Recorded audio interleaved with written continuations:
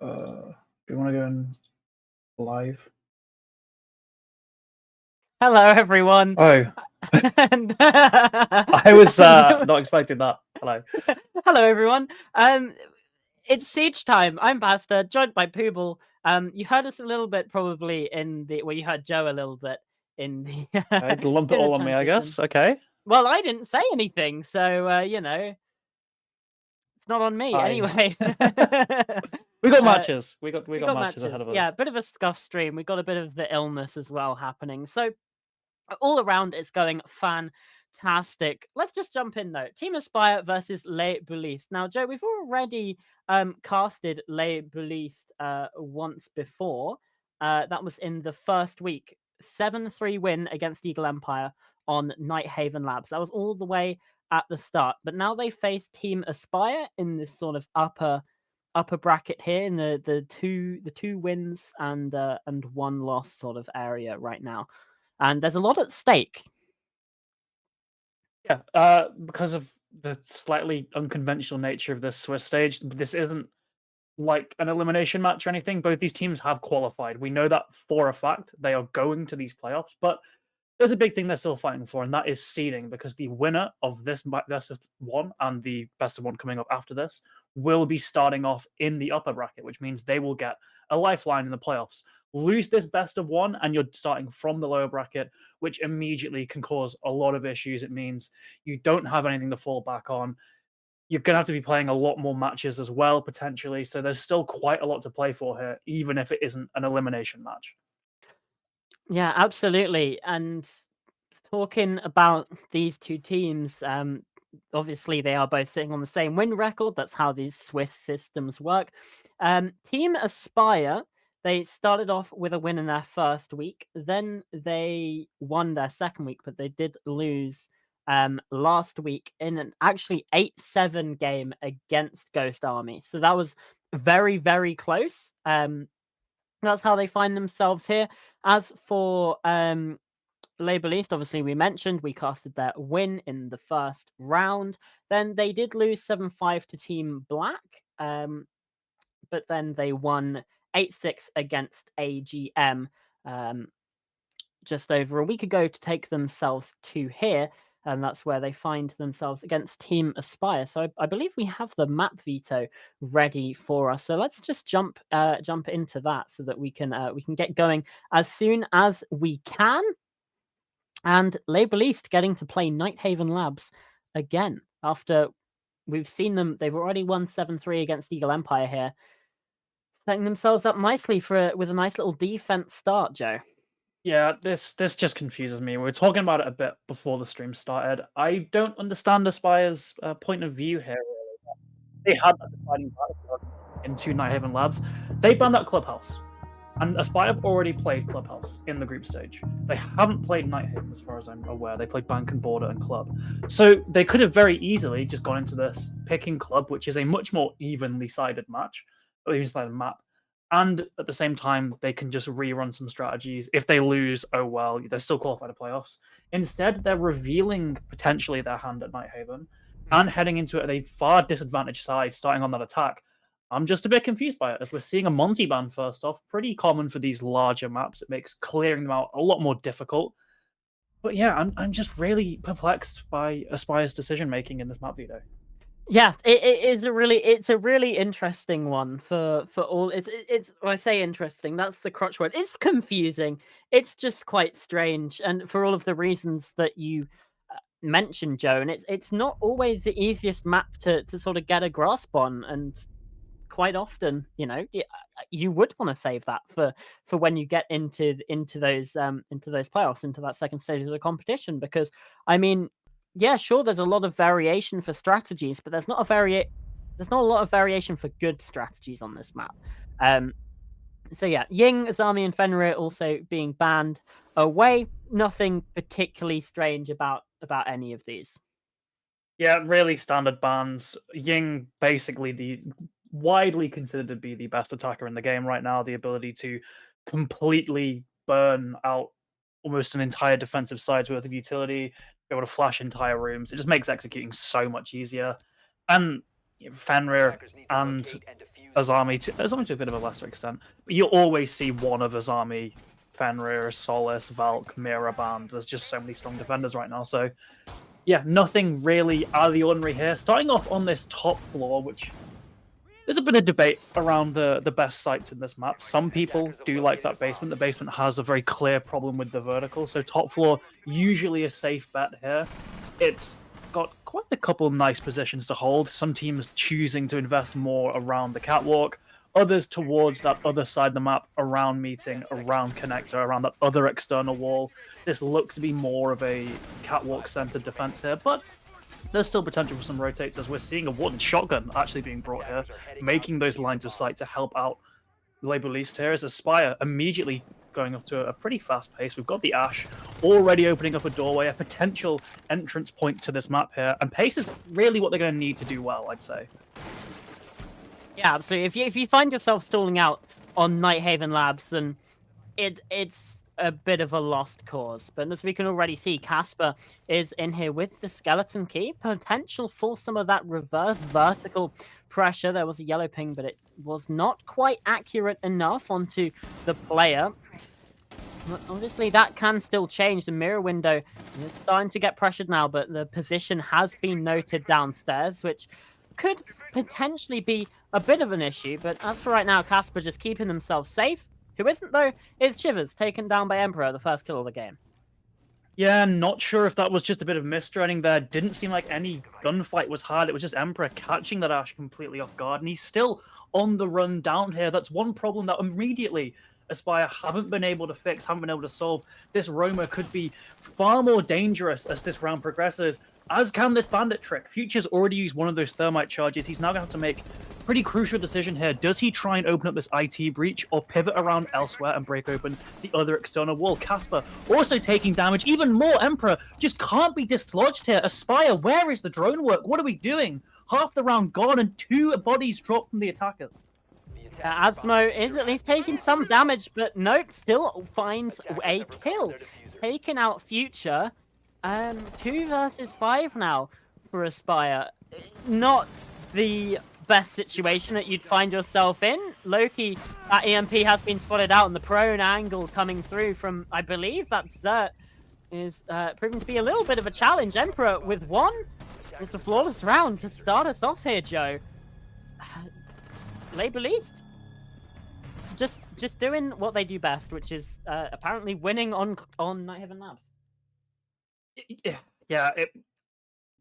I don't want to sound too harsh. It's been 1 round, but that was a shameful attack. I think we can both agree. Aspire fundamentals just weren't there. There was no real effective drone work around that ground floor. We saw that because Emperor was able to kill 2 for virtually nothing. On top of that, they seemed to start panicking once those initial bodies were dropped and then went for other gunfights they didn't need to take before they'd even gotten their basics done, like opening IT breach, like going towards that connector breach instead. It was all just such a messy round from the attack here. And Label East, they just stay completely calm throughout it all. They just take the gunfights they're given, play around their setup, play around their map. It was not a challenge at all for them to win that, and that's really kind of alarming for Aspire. They've picked into Nighthaven. They have wanted to play this over Clubhouse, a safer map, a far safer map than Nighthaven, which clearly means they must have some kind of confidence, some kind of strategy here, and we just haven't seen that. Aspire now been given a slightly better chance of winning here. It's on that basement. They're going to be bringing that ram, so it is going to make a lot of those positions more difficult to hold here. But if they don't improve on that really massive weakness of the roam clear, it doesn't matter how their execute's going to be, because it's going to be picked off yet again from a player like Emperor.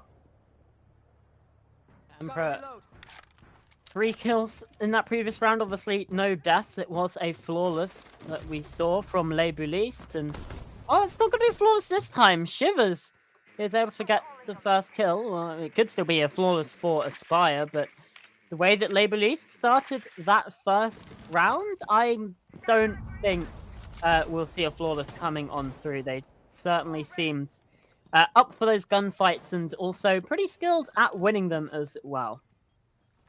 Yeah, good opening pick there. That's one of the roamers dealt with. There is another one up here who has been droned in Asmo as well on that floor below. There's still a vast, expansive roam network that's already claimed the lives of one of these attackers. Emperor now rotating back. We're seeing the layers of this defense peel back towards the site because they've evened things out immediately. They don't have to play anywhere near as risky now. There's no one on that second floor anymore. I'm not sure if Aspire have really coiled into that because that could be a massive waste of time if they still try and drone that area. We're seeing the Solace now playing a little bit more aggressively at Aspire. Yet again, it kind of seems like they've stalled out a bit here. Yeah, it's only taken their time, but the Inox scanner from Shivers is going to be good for it, and the gun just about good enough as well. But Future's fallen elsewhere, trading back and forth. It's a 3 versus 2 now in the favor of Aspire. So let's see whether we're going to be able to lock this out with Shivers getting another. It certainly seems the likely option. Just Hokia left in a 1 versus 3. He's been droned. They're aware of this position inside of games. But he's been allowed to survive for now. His position's been spotted again. With the plant being stuck on the downstairs, it certainly seems like this round will, in fact, be going the way of Aspire. As soon as Hokia starts to try and aggress, try and challenge here towards the site. And indeed, that's exactly what happens. Shivers with a 4K in that round to bring Aspire over the board, and they've tied us up 1 apiece. Yep. And that's kind of why I didn't want to be too critical in that first round. Looking back on it, I really was maybe a bit too mean on Aspire there because we have seen a significant improvement, right? That the roam game immediately was hit. We saw Shivers get an opener. I'm not sure how much of that was on Aspire. Maybe it was just, I think it was Zert just playing a little bit too aggressive there. We saw there wasn't really any droning. It was literally just a punch on that door and then a kill. So I'm not entirely sure to what extent that was due to a good drone work, good overall roam clear, and how much it was just a little bit too much aggression from Labeliste, but still, Aspire got the picks. They cleared out that roam quite effectively. It ended up being a 3v1. So Aspire clearly improved from that first round, and we're going to be seeing a reattempt here by Labeliste. I'd imagine it's going to involve a more passive roam game, not as many. I think we saw everyone off-site, if I'm not mistaken, there in that last round. So maybe just playing it a little bit closer there, as we're seeing Rafael potentially going for a bandit trick that Mirror as well would suggest a few more players on site. But still, Aspire, they've got their work cut out for them, because if Labeliste just don't offer these gunfights, they are going to have to actually work for them, and we haven't actually seen them prove to us that they can do that.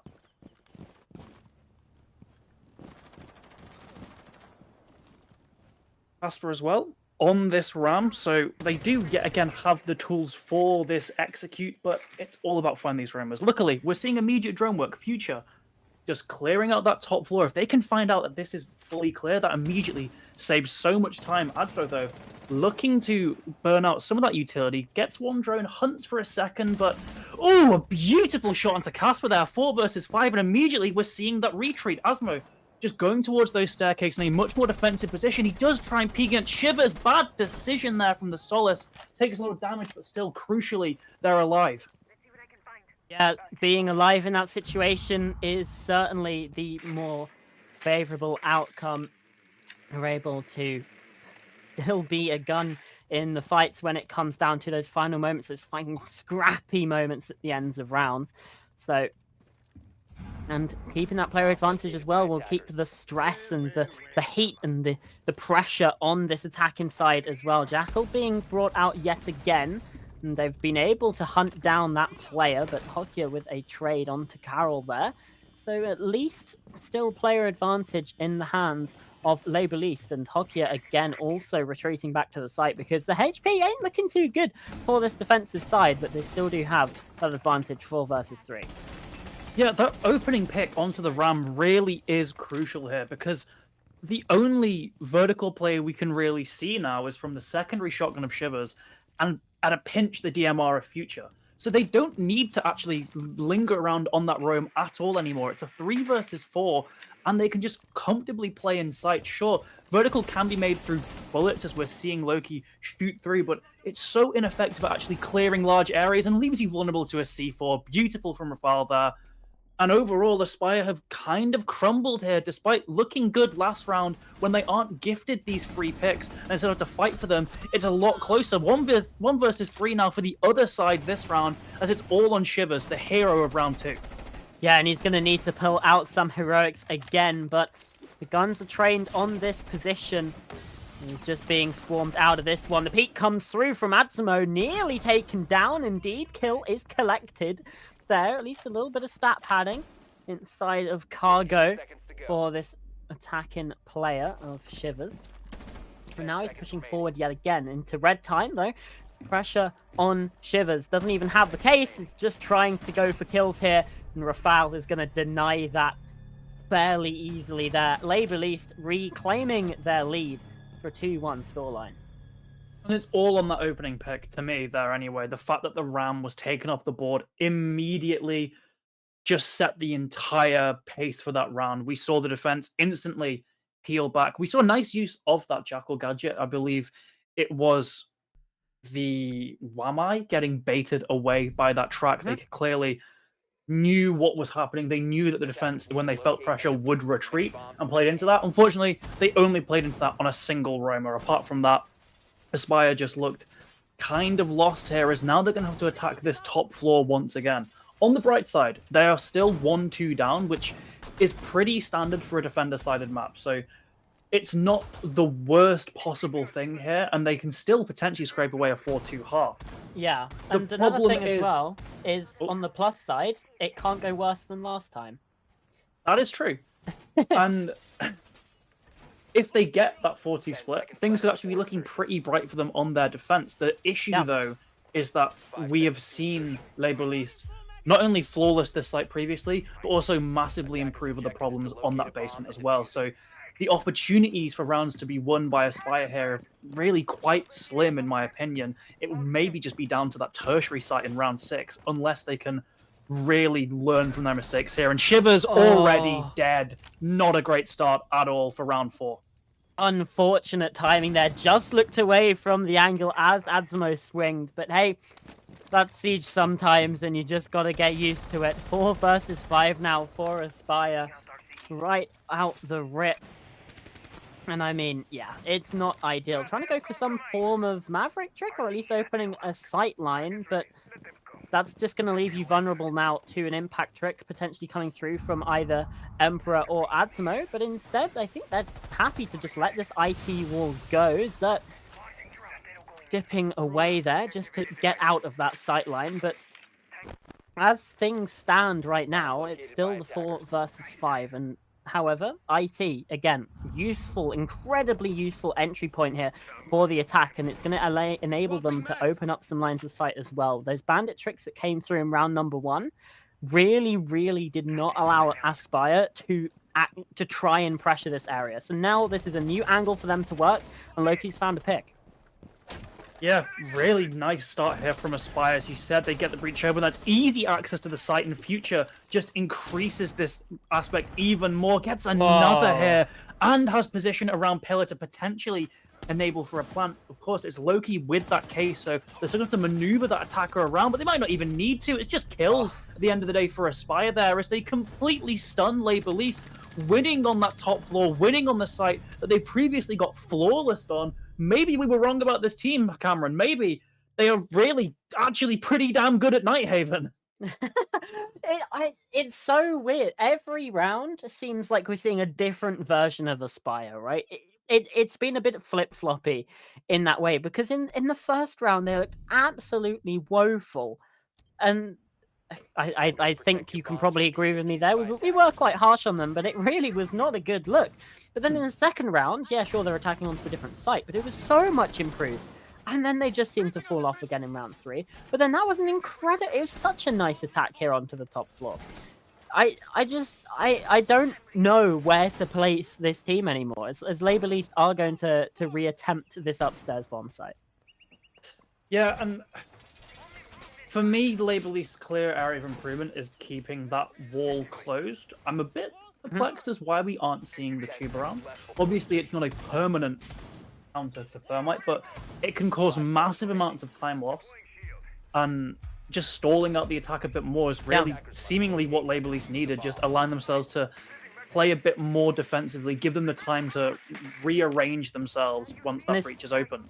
is this the same like defensive lineup for every round they've gone the top floor? I think so. The I don't wasn't know. sure. Yeah, Yeah, this is probably. the only one that I'm not quite sure about is the Melusi. But why would you even play Melusi at this point when you have things like you said, like the Tuber out? Could even play Kaid if you're worried about that Maverick stopping you from getting any bandit tricks down. I mean, there just seems to be so many better options. You could even you could even play a Solace right now because the Solace is open. She's one of the strongest defenders in the game. But instead, we've got a Warden shotgun. We've got a Melusi. Like I don't understand. It's not very. I'm not seeing the adaptations come through that I would want to be seeing here from Label East. Yeah, talking about adaptations, though, we are seeing a much more thorough roam clear there. Shivers not face checking anything. Every angle he's peeking is being checked by a drone previously, and potential for a little pre-fire kill onto this player. In electrical, Carol just misses it though. That's gonna surely scare away Zert further back towards site and clear another potential angle here. Aspire yet again, despite not getting an opener so early, have still set a pretty good pace with this round. Shivers is aware of a player potentially down below, just looking to cut them off. Aspire, though, with just under now half the round remaining, still getting one pick now, getting a breach No open. idea. They've got all the things they need to potentially win this round. The mirror window likely going to get destroyed here as well by Shivers, who's just been doing it all. Gets another. This player is just the MVP for Aspire as Labor East are going into freefall here, Cameron. Oh dear. I do kind of see the vision with repeaking that angle, but in the end, it's an ill-advised decision. And it leaves this advantage now almost insurmountable here for Labor East. Now that Hockey Rafale, they're taking damage as well. Has to switch to the SMG-12 for these longer range gunfights. Because obviously, as for bringing that shotgun along, and it looks like Aspire might even be poised to take the lead here. Potential engagement on the top of these aqua stairs as Loki trying to take some swings round, but again, waiting for those drones to come on through. It's actually Carol who finds a pick, taking out Rafale. 2 quick kills in response, but now all up to Hokia left, 1 versus 3. And with barely any HP to do it with, Shivers again is there. It feels like every round he's getting multi-kills. And it's showing that, oh, okay, that's an incredibly lucky shot as well. Ridiculous stuff. Yeah, Aspire just completely tearing apart that defense, really. I don't really know what to say. There was a roam game being played. It was expertly countered. There was elements of utility denial with that bandit trick, expertly countered. Labor East, it just seems like no matter what they try here, they can't really get anything done as they're going to be heading down to this basement, I believe. Yep, down to the basement again, using this Melusi again. At least Solace is in play. I don't get it. I don't understand. I'm not really sure either, Cameron. On the bright side for them, I guess you could say, well, I was going to say Aspire aren't bringing a ram, but they just attack a repick into it now that they know the site. So, yeah, you'd want to go for a roam here. The Casper is a must kill on this round. If you let that ram remain with their life until that execute, it makes defending those sites so much more difficult. So they will need to roam. The problem is they've been getting gunned down on their roams for these past 2 rounds. So it's really just going to be a case of get better, win that gunfight, because if you don't, you're probably going to lose this round. It's a lot of pressure really on players like Emperor, like Adsmo, because if they don't win their one, that could have massive implications with the rest of this round. The thing that I don't understand as well is that Labor East, they're on the defense. They should be winning here, and that they got to choose to be on the defense as well. For all of the... Oh, is that struggling? Yeah, I was terrified he was about to get disconnected there, but yeah, luckily... Just about stays in it, but is very quickly being hunted down here. The Jackal track, the hatch has been popped, and he is high-tailing it away from this position. Does not want any part of what Aspire are putting down.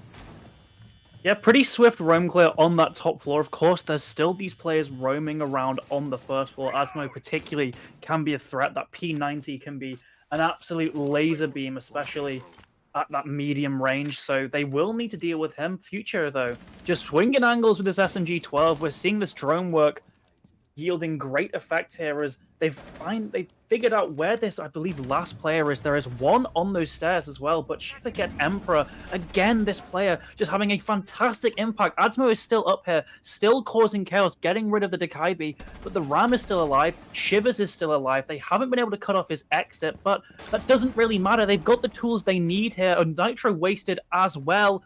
Shivers is just proving to be a massive threat for Label East here. They're not able to deal with this one player. 10 kills. Still opportunity for more. Could even have a 2 KPR by the end of this half. We'll have to wait and see for that one. But it's I don't know what to even do as Label East at this point.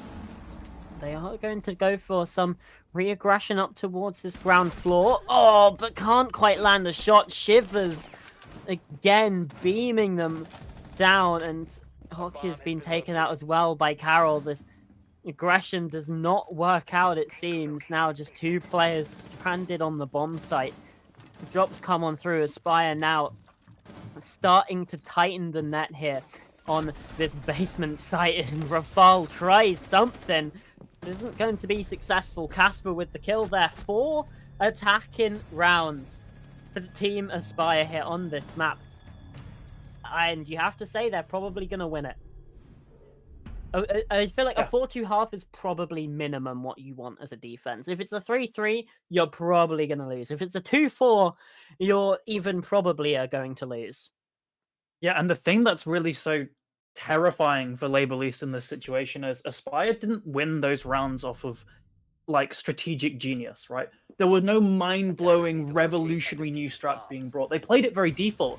They just won their gunfights. They just had the better mechanical skill. So heading onto that defense where you can now play around the site, play around the setup, and you've shown to just be better at shooting than your opponent, it really just doesn't paint a good picture for Label East at all here, because if they were winning these gunfights in these disadvantaged positions, imagine what they're going to be doing when they can play behind these mirror windows, play behind these deployable shields, play around these Goyo canisters. It's just going to be such a horrible time for the attack here of Label East. Meanwhile, Aspire can just comfortably play around these rooms, play around the map. This should be, as you said, a pretty easy win for them. Only 3 defenses required on Nighthaven. It's really up to Label East to step up now. It absolutely is. But hey, there's been 1 4-2 half for the attack this game. Why not 2? Absolutely could be possible. We might just be seeing a very, very rare attacker side in Nighthaven Labs. Obviously, let's not get ahead of ourselves. We haven't seen any of the second half so far, and anything could happen from here. We're already seeing something very different attacking here defending here onto this mid-floor bomb site, what you'd normally class as a tertiary site for the defense, is actually being picked into by Team Aspire. Yeah, and this does open up potential for a roam clear above. A roam above that is going to have to be cleared. Shivers playing towards his connected position with that Goyo, with that ACOG on the Vector. We're seeing a mirror window up here as well, as Future actually had a window in pocket that he's, I believe, holding. Yeah, a little bit odd from him there, as we're now well over a minute into the action phase. He's just trying to get the perfect sweet spot on this door. Swings there, not very well advised at all. And this setup, I just don't think it was complete here, Cameron. And I was going to say it's falling apart. Luckily, Carol's got one. Future's been traded, but a Goyo canister ends up getting that trade as well. Shivers, the just MVP of this match so far, is now helping to reinforce this second floor, but that's not enough. He gets caught completely off guard. Loki taken down as well. It's suddenly a 2v3. Aspire just almost didn't quite show Label East the respect of actually having a setup there. I am so baffled right now. But nevertheless, like you mentioned, Joe, it's a 2 versus 3. Carol retaking some space here on the top floor. I think the removal of that barricade will have been heard by the attack of Label East, so we'll have to keep an eye out for that one. Casper's alone here on the site as well, so is gonna probably have to be rejoined by Carol indeed, rotating down those stairs, rejoining Casper here inside of storage. The jump in has come through, the vertical isn't happening, and in the meantime, Casper's able to flank on round. There is a trade from Zert. And still, it's 1 versus 2 now for Carol. Only on about 10 HP, the hop in through the window is gonna catch him out. And Label East with their first attack on the board.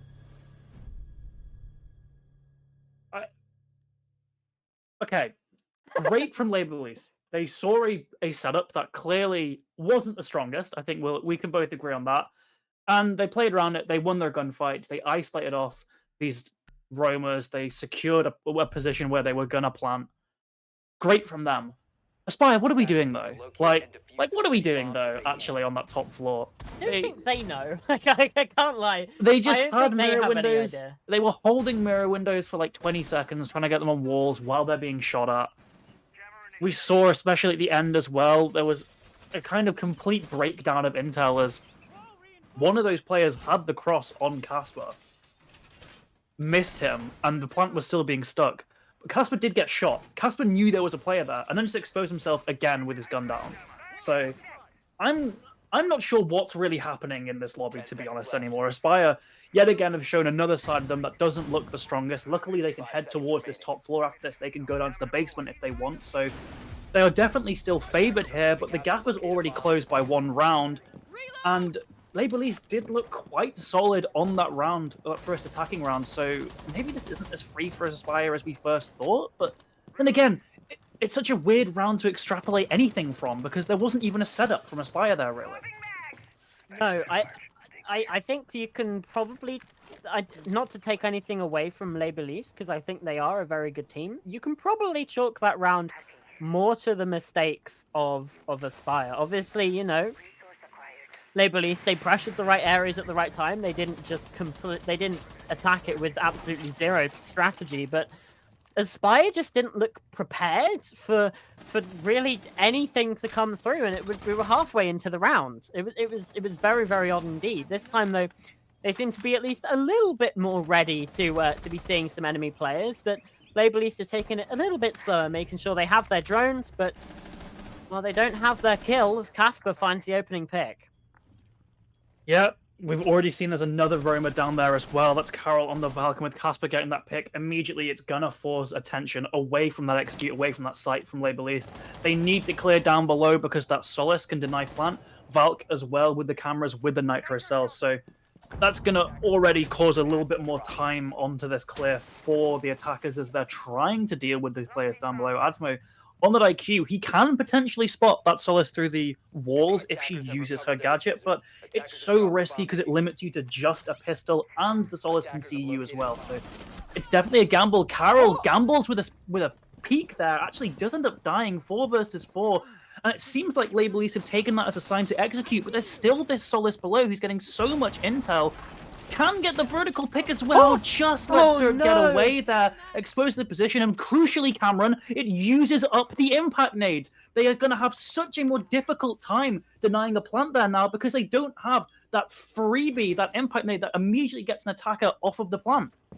Even still, though, possibility to get those shots on through, and Hockey's actually rotating down this bottom floor with the diffuser in hand. This is an incredibly dangerous rotation to make. Thankfully, for the sake of Label East, nothing has come of it. An impact grenade goes out, trying to clear those breaches from coming on through, but not going to come to any effect. And Zert now watching for the position here of this player. Shivers in a very tight position, but somehow is able to land too! What on earth is happening? Casper's found a double as well.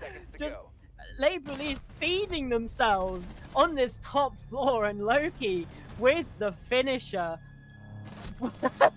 What's happening in this game, man? It doesn't make any sense.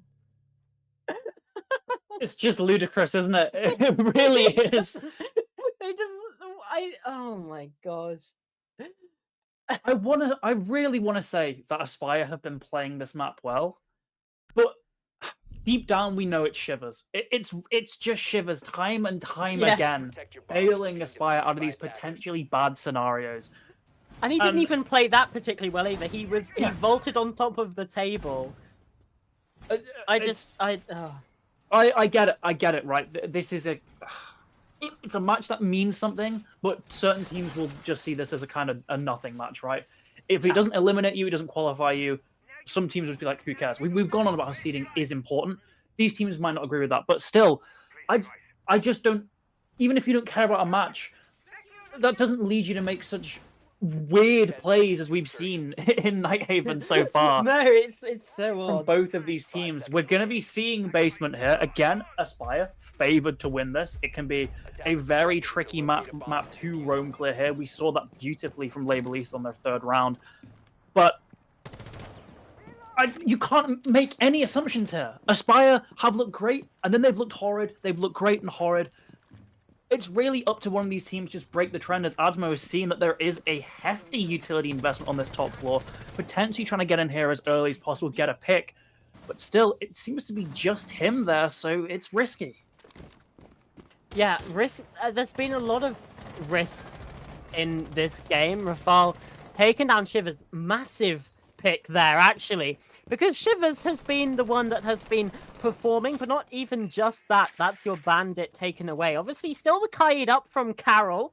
This is what we were saying that maybe we should have seen from Label East on their defenses. We got a Solis, we got a kite instead of the Let's see what I can find. instead of the Malusi and the Wamai. Obviously, Wamai is still quite helpful, but I mean, definitely glad to see that Malusi gone. And yeah, no more breach denial, but well, actually, that was my entire point. There is still breach denial. I don't know what I'm saying anymore. Yeah, we're seeing Casper really stick around here as well. Look at all those orange outlines above. There is a hefty attacker presence on that top floor. And unfortunately for Casper, it seems like they're all going his way. He is jackal tracked elsewhere, though. Future does get one, bring it down to 4v4, and Casper's going to have to take a heads-up gunfight with Rafal, who's on far lower health here. This P90, despite them knowing exactly where his position is, can very easily still win this gunfight no matter what. So it's very, very risky, and the pre-fire through the wall narrowly misses Casper. It's going to force more and more attention here from these players. The default cam's going to give away the fact that the Jackal is here. Casper surely goes for something here, and indeed he does just retreat down those. Nope, he's here. He's sticking out. So much time's being wasted right now. Like, the site, let's not forget, is on the basement. Like, yeah, sure, Casper's now dead, but they're still clearing the top floor with 50 seconds left in the round. That's a catastrophic mismanagement of the time, and you've got to hope that they have fully cleared this mid floor in the meantime, because they don't have long to do it. Carol, Loki, and Future now all on the site, starting to get a lot more pressure thanks to this Ram and Buck from above. But even still, trying to coordinate this attack. The drop comes through, shots ringing wide. Loki, C4 out, not going to find a kill, but Carol does with the TCSG. And Loki there, well, he's going to get swung on by Rafal, but Carol's there again, pushing up close. Diffuser now dropped into red time, 10 seconds left. The rest of the attackers completely isolated from where the rest of this push was going on. Carol is now killed. There could still be a chance here. Just about getting that diffuser down in time. Future now 1 versus 2. And I don't think he knows his positioning. Diffuser's going to get planted. Now he's been spotted. Now they're aware. Somehow by the seat of their pants, Label East win that round.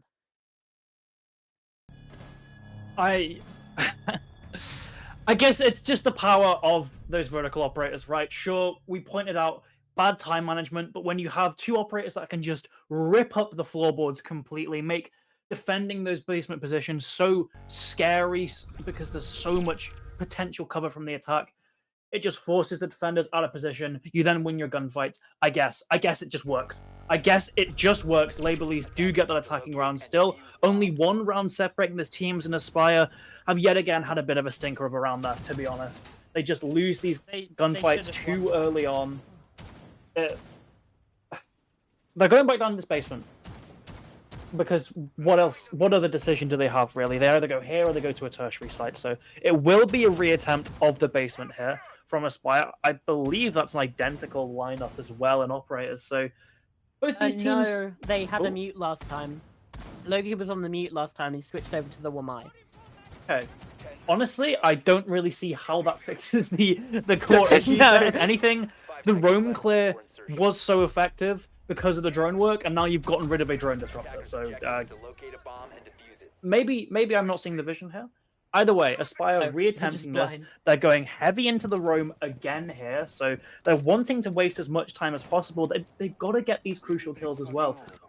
Rafale or Zert have to die here in this room. They just have to die here, or else the executes can become so much easier for the attack. As these are high-value targets for Aspire in this round. I mean, we saw the effect of it last time out. The Buck and the Ram both being available for Labor Least was catastrophic for the attack. Although the electricity Thermite charges used? Interesting. But Shivers dies, so yeah, that's questionable. Both of those thermites have been used. Tokia did take a bit of damage as well, but well, the attackers are in, and they have the opener. A nice start for Labor Least here, and of course they kill Shivers, who's been such an insane player for Aspire here. We're seeing that killers really seem to shake the mental of these players as they're instantly retreating here, despite there being far more time than there usually would be when they go for that retreat. Already, everyone seems to be on the basement, which allows Rafale and Zert free reign on that vertical. Exactly what they couldn't afford to happen has happened here for Aspire, so they're going to have to try and go for some risky gunfights on the vertical, or maybe hope that Zert disconnects here as he is running on the spot. But it just puts them in such a difficult spot here because they are now both exposed horizontally and vertically. You need a hero play from one of these defenders here, or it looks to be a 5-5 here, Cameron. Holding out for hero. Team Aspire. It's looking rough. It's looking like Labor Least are going to tie us up 5-5. But honestly, this match so far has been training me to subvert my expectations, because so often we've seen a round not end the way it should. Carol, though, taking a lot of damage. Loki as well getting fired upon by this attack inside, round behind the pillar, playing peekaboo. Casper does get a kill, but Zert's there on towards Loki. So still player advantage in the hands of this attack inside, and there it is again, trading back and forth. Carol with another kill, but they just keep walking at them. Zert is able to just find just far too many kills from this position. I don't even think they knew he was there. To be completely honest with you, because that was what, 3 players that sort of just walked into the sightlines from that one place. Yeah. Any headphoners? Any microphone users, perhaps? Any stats wizards potentially watching the stream as well. I'd love to know how many rounds Aspire have won when Shivers is first out, because it seems like none. I can't lie. It seems like whenever Shivers is taken out early, they just fall flat on their face and Labor Least walk all over them. So luckily on their attack, Shivers was out there consistently cutting down those roamers.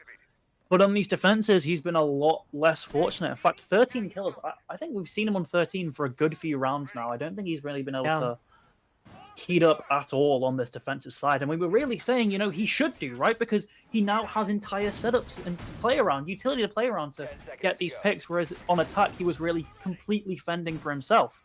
Yeah. So Aspire onto this top floor. I think he had either 11 or 12 at the end of the first half as well. So really, really, I don't want to say falling off, but yeah. It's not been a kind half to him at all. Stepping back. Yeah. Is, I think, probably a fairer assessment of the play there. Yeah, so 11 kills after the first half. So it's only found 2 in, what is that now, 3 rounds? 4 rounds? Not ideal. ideal at all, as Labelise just poking and prodding throughout this map, shooting open these windows and doors, trying to really put the defenders on edge here as Casper has a pixel angle, misses his shots, though another one potentially lined up for him, but yet again, just doesn't quite hit it there. He's now clearly aware of the fact that there's attackers all around him, and he does end up getting one. That's a crucial opener there for Aspire. It allows the roam to continue here. Shivers isn't first dead as well, which is a great bonus on top of that, but Casper instantly traded out there. Just gets a little bit too aggressive when really he should have potentially just ran away, played his life, wasted more time. Instead, he's felled quite early. Jackal coming through as well. We saw it be used to great effect by Aspire in their attacking half. Now Emperor, the one stepping up to be the Shivers replacement here. Rafal, though, as well with a pick, nearly gets the second as well. The catch on through the barricade doesn't quite connect. Loki lucky to stay alive as for now. But still, player advantage for Les Boulis. Time is maybe starting to become a little bit of a factor, but you know, we saw it a couple rounds ago. No matter how little time remaining, Les Boulis are able to make at least something work.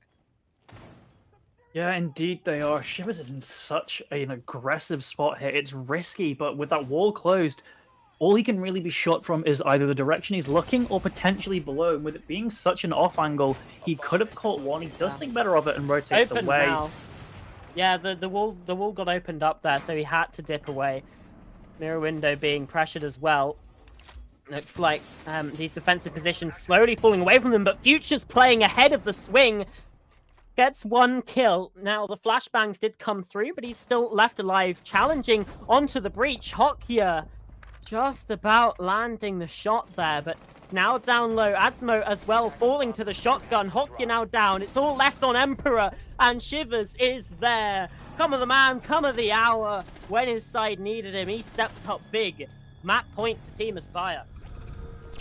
Yep, we said, you know, it's a done deal. They win this, and then there was quite a tumultuous 5 rounds after that. But still, Aspire just narrowly ahead now, 6-5, 1 round away from taking this in regulation, but at the same time, 1 round away from losing a 7-5 win to overtime. And if it gets to OT, that could really be the push that Les Boulis need to just finish this. So it's still a very, very crucial round here. By no means a done deal yet, despite it being a Nighthaven Labs defense, because it's onto that tertiary site, the one that they really fell flat on their face defending all the way back in round 7. They're re-attempting it now. A bit of a different setup, though. We're not seeing that mirror anymore. We're seeing an introduction of the castle on Carol just to box out parts of this map to cause the attack to use more and more utility just to clear out these areas. Not sure if we saw the Goyo last time. We might have, but big difference here. No mirror window. Castle being brought instead, using that to block off angles that the attack could potentially use to advance unheard instead. Force them to make noise, force them to use utility, forces them to overall invest more into a roam clearer buff.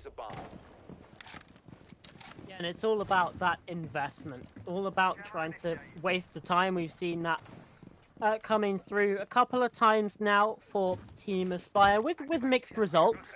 I will add that clearly it's a philosophy that they are sticking by because they want to do it again here. Hokya, though, is not going to allow that, opening up the breach up above fairly quickly. Obviously, still plenty more areas to go, and Shivers just placing down the Goyo canister. It's going to at least deny some of that entry. Take some time a little bit longer just to keep the attackers at bay, but obviously they will start to flood into this position and start to put the squeeze on these upstairs players. Yeah, Shivers, though, still in quite a secure spot here. He's got Goyo canisters that can watch from an advance in electrical, but he just overpeaks. It's the same thing time and time again that has been striking these defenders, that over-aggression at a time where you just don't need to. It was an even man count. You were heading towards that final half of the round. You don't need to offer yourself up to the breach, especially when you are the clear frontrunner for your team. But Shivers does it anyway, pays with his life, and now it looks like Les Boulis are really setting up for an execute. Are they aware of Loki below here? He could be a crucial playmaker if he gets that case cold there. kills the Thermite on the Volt in, but it's such a risky play. They don't know, though. Case is cold on site. Another is vaulted in. Loki, not aware. Plant can now still be stuck. Yeah, absolutely can, but still, there's more pressure coming through from elsewhere. Emperor not in a safe position to plant, not with Carol trying to find these shots on through, although it does take some damage the other way. Flanking on up is Adsmo. Now, 3 versus 3, Future retaking up above, and it's all on Adsmo now. Casper as well with a pick downstairs on the site, but Adsmo good for one into a 1 versus 1 now. Can reclaim this diffuser, can start to plant it, but he doesn't know about Loki's position. Yes, he does, in fact. From long range, shuts it down. Overtime awaits us, Joe Pooble. Yeah, this is just... I think it's safe to say after 12 rounds, this is very much a match that is built up of individual plays and individual misplays. It's always down to one player sort of over-peaking and another player picking up like a 3K out of nowhere that really decides what happens in these rounds here. It's not been really a team effort from either side. I'm pretty comfortable saying that now after watching a whole regulations match worth of rounds from these teams here on Nighthaven. Aspire, luckily, I say luckily, they're on the defense. It's been back-to-back 2-4 halves for the defenses. So really... Yeah. The strategy maybe was get to OT and then, oh, yippee, we get 2 defensive rounds in overtime. Maybe that strategy is a bit more of a curse now for them because they've got to go on this less favored site. They've got to go against the Labor East who are fired up now. They've gotten to overtime. They've gotten to 6-6, gotten over that hurdle of a 2-4 start. So Aspire really, I would say, not favored in this round at all here. They've still got the guns for it. Shivers can still potentially pop off. We saw Future as well have good rounds. Carol as well. But still, Labor East have looked so good in their attacks, as did Aspire. So really, this could just be that attacking-sided Nighthaven we thought we were going to see. Yeah, I mean, to be honest, I was more joking about that. Yeah, but yeah. Just want to give you some credit, you know? Yeah, absolutely. Well, I mean, I think we should give credit to this game for being just absolutely bonkers.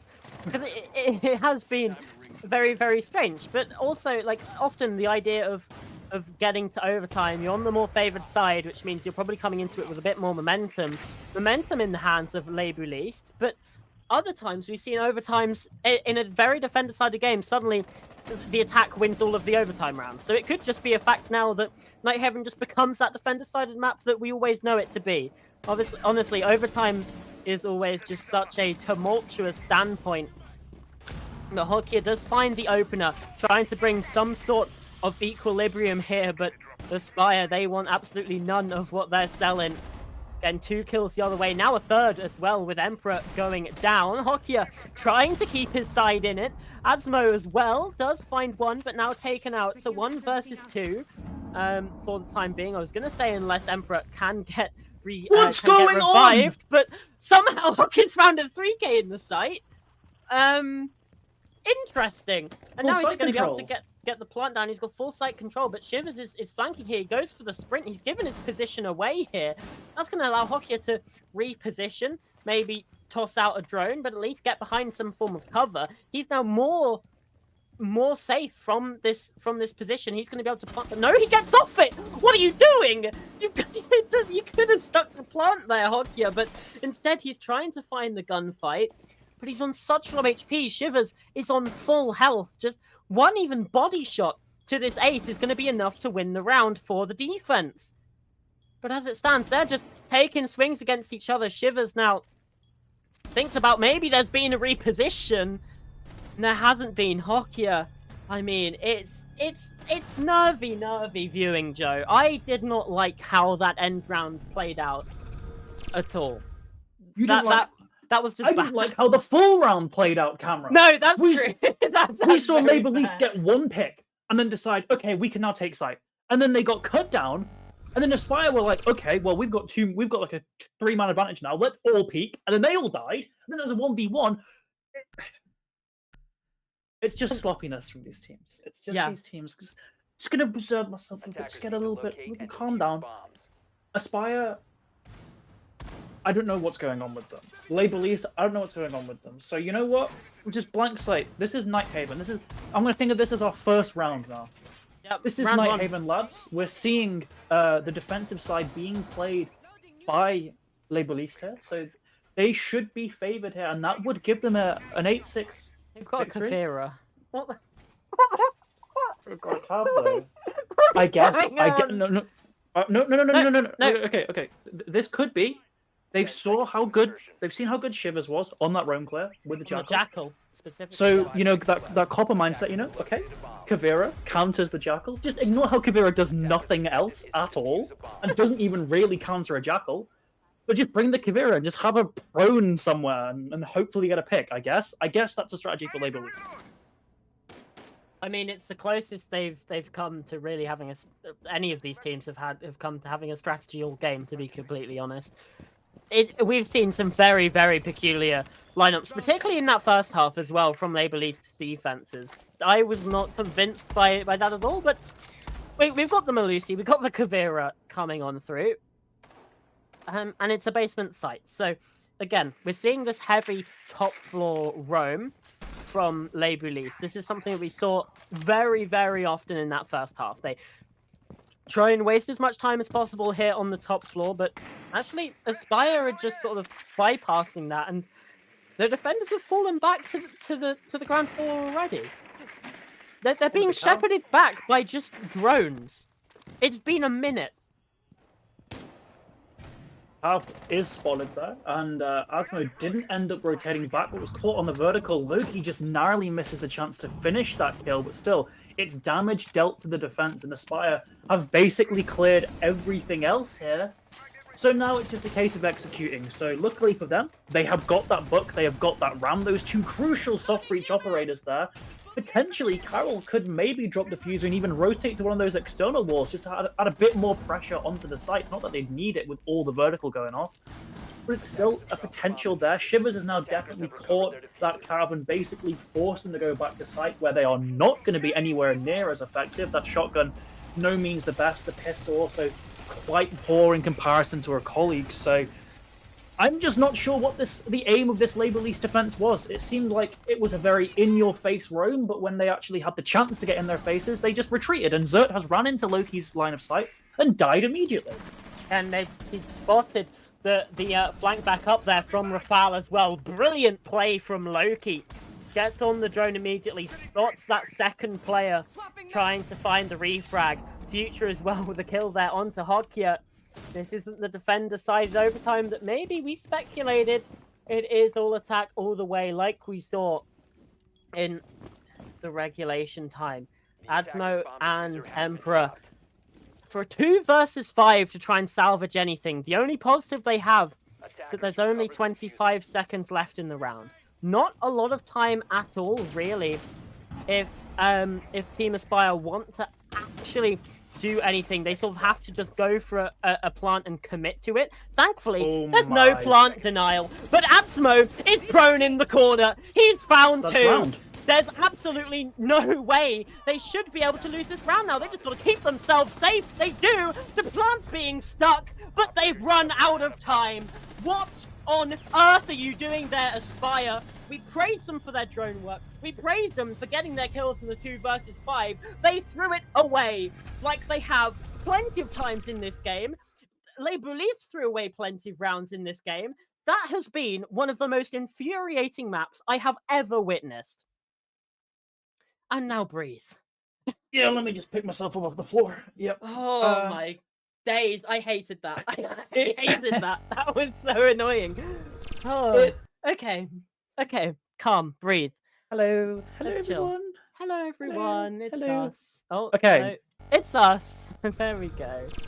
So, Label East will be starting the playoffs in the upper bracket. Let's just cycle back to what they were playing for there. As you could probably tell, they weren't playing for an elimination or playing for a promotion. They were just playing for some seeding. And Label East, after winning that matchup, are going to be starting in the upper bracket for our playoffs. And unfortunately for Aspire, they'll be starting in that lower bracket. So pretty big benefit for Label East. Maybe a bit of a larger benefit than you could argue they deserve after what we just saw. But still, that's how it works. That's how these seeding matches work. We've gotten one of those teams into that upper bracket. We've got 2 more, though, and one of them needs to be decided in this next match. It will be the battle of the MGs.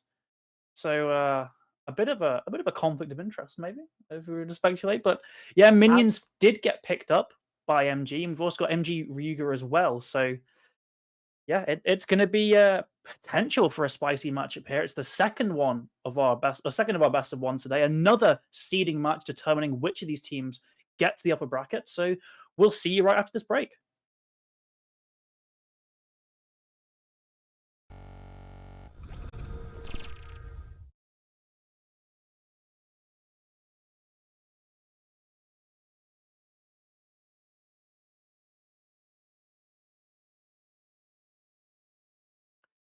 Hello, everyone. Welcome back after an eventful first map. We have Team Ryuga versus Minions. Both of these are a part of Mystic Gaming.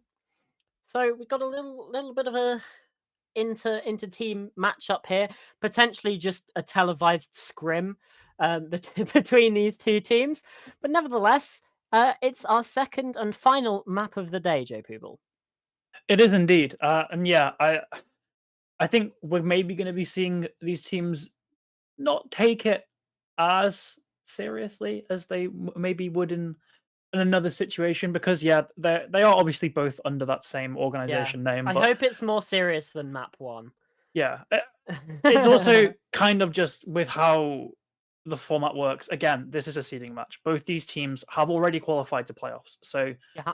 they don't have too much to play for. Obviously, we've been hammering in, yes, signing up a bracket is a pretty big deal, but at the same time, you you aren't eliminated if you lose, and maybe teams are just not going to take this as seriously as they might have if it was in a more conventional setting in a Swiss stage where if you lose, you go home. Obviously, this is a best of one, and usually those matches will be best of three, so there's that difference as well.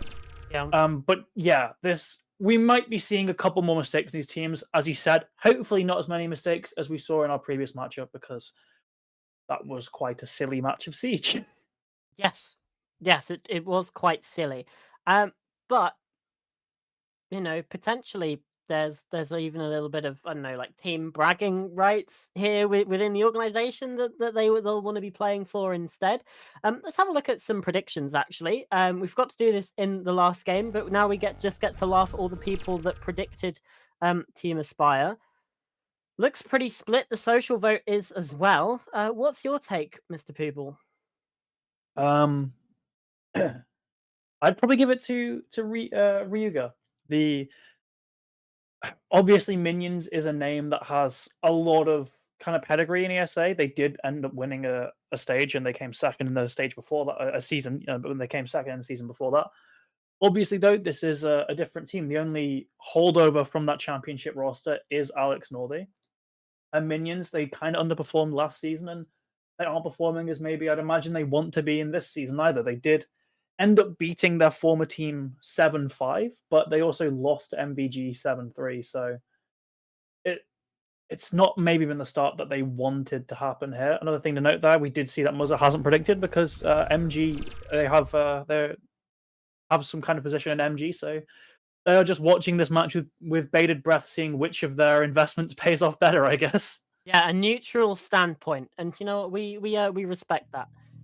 Coming on through, we head over to the United States. The old map of Oregon is where we're going. We didn't quite get to see the map veto, but that's fine because we're ending up on Oregon. That's really the important part of that. Indeed, it is. Bans Maverick being banned already is a little bit interesting, I guess you could say. By interesting, I mean maybe a bit of a waste of a ban, mainly because with that new Who plays Maverick these utility days? lineup feature that was introduced in the current season, rather, it makes landing nitros through those Maverick holes kind of just a bore with how easy it is. You can see in real time where your nitro will go. You just maneuver around until it goes through a Maverick hole, which means Maverick is kind of really bad at the moment. Flores ban is a bit more conventional. There's a lot of utility burn. available for that operator, and I'd imagine it would necessitate an Azami ban because Azami with Flores not on the board is really kind of unchecked in terms of her utility, but at the same time, Solus is good, and at the same time, Fenrir is good. So we're going to be seeing Azami and Fenrir here for this for this match, as Solus is the one who ends up biting the bullet in the ban phase. Still, though, Azami's going to be so strong without those Flores drones. But looking at those first 3 bans, I was thinking, have I gone back in time like 2 years? Like, I really was not expecting. Yeah, okay, Maverick, little bit out of left field, and then hits us with a Flores ban. Yeah, sure, like you said, it's a little bit more conventional, but still, it feels like a relic of a bygone era seeing Flores being banned away, and with the Kaid as well, when you normally see one of or 2 of even Solis, Fenrir, Azami, maybe thrown a mirror, maybe thrown a Valkyrie on specific maps like Cafe Dostoevsky. So this is a breath of fresh air, but it makes me so worried for whichever team's going to be playing on the attack, because it's going to be so much more difficult. Instead, we've got a Malusi coming along again. Clearly, these teams massive fans. But on the other side, Phazon has a Blitz. So this could potentially be fairly fast in towards blue. In fact, the setup still going on into the action phase, but instead, they've all started towards the main entrance. Yeah, Phazon's around Junkyard, so it's potentially a freezer rush, but already they're not rushing, so with every second that goes by, that element of surprise does dissipate somewhat. Phazon does get that default cam, so his position is going to be known. The defense knows someone's coming from here, and there's a barricade as well, so this fast push that Ryuga were looking for maybe isn't actually going to come to fruition just based on all this utility. Sure, they're breaking this barricade. It looks like they've actually got the entire map aside from the basement to themselves here.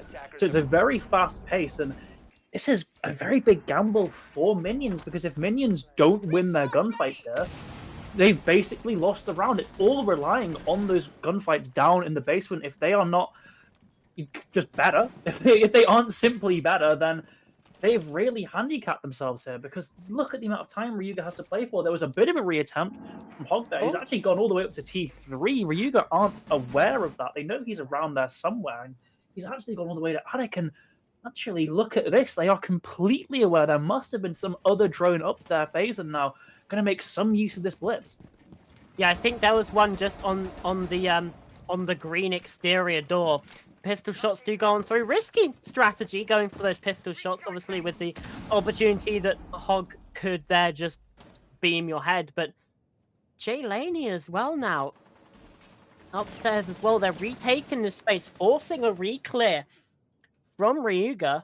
And it's really taken away from their time. They know about the Blitz now as well, but there's the opening pick. Do they know about Jay Laney's position? I don't think they're aware of it, but actually, they very much might be. It looks like Gold is watching over towards that area, and yeah, the yellow pings come out. Lovely use of the drones here, and there's the kill. However, that's taken quite a bit of time. 50 seconds left to try and get this execute done. Hatches are already opened up, though, and a 2-player advantage as well.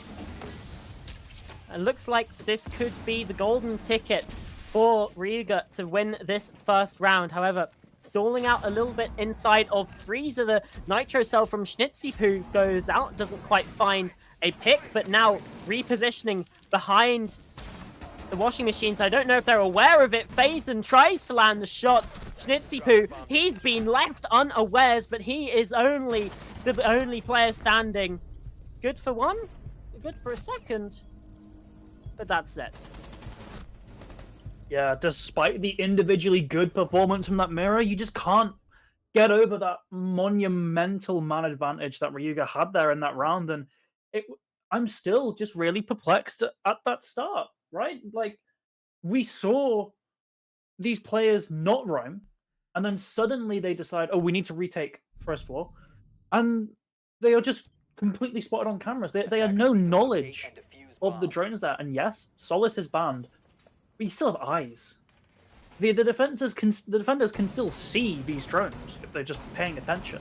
So this Solus ban massively, their own Solus ban, Couldn't forget that. Has massively handicapped them in that first round because of the amount of intel they actually had on these defenders who I would only guess assumed that they had gone unnoticed. And sure, there were good good heads-up plays from some of those players and minions, but just the team decisions had already long since sealed that as a Ryuga round win as they head up to this top floor. We're seeing that Azami this time, who is going to have, I would imagine, quite a large amount of impact because her counter being in Flores has been banned here.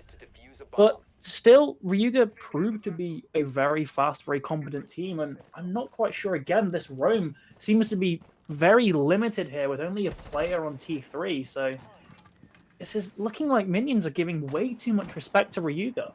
Yeah, Alex Northey as well has the ACS 12 here, which, you know, there's nothing wrong with bringing it.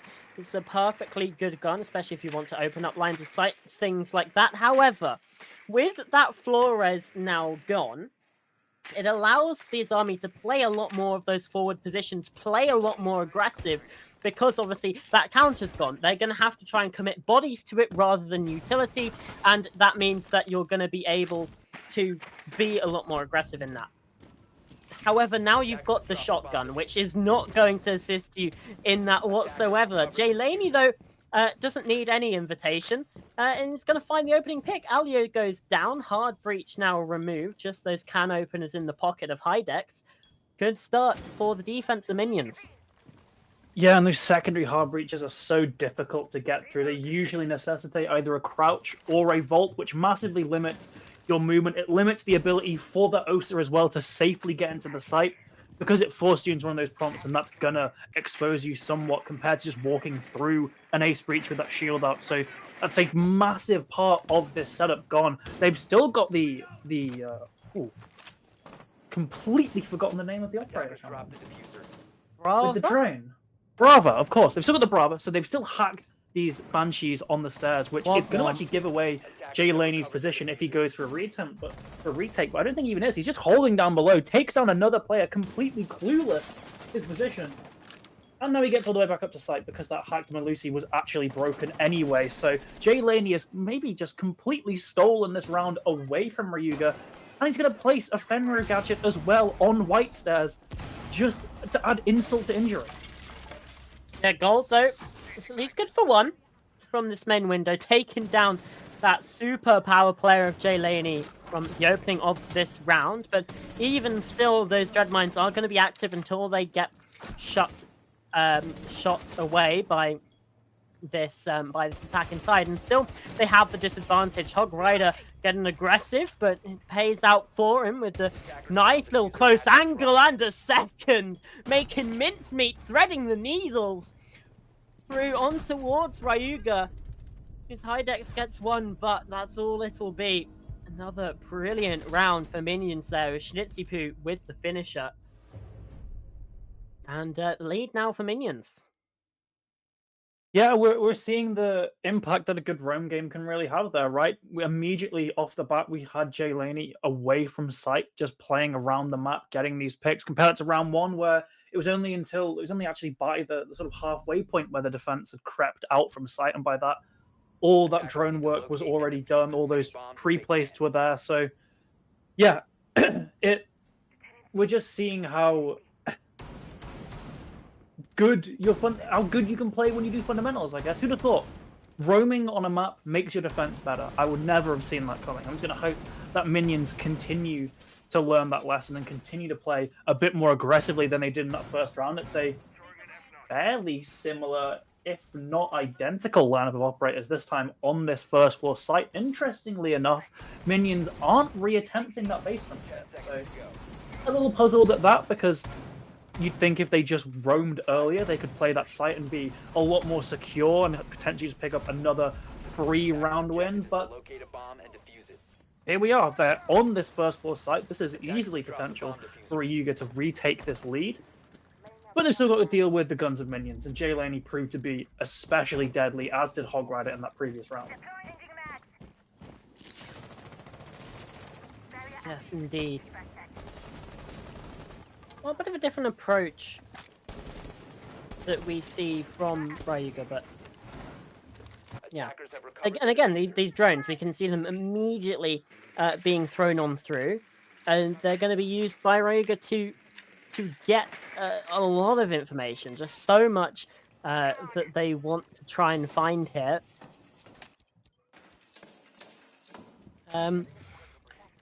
Yeah, again, it's fairly slow from Ryuga, but this is what we expect. This is how we've seen these last 2 rounds go. Initial injection of pace, slowing things down, getting information, and then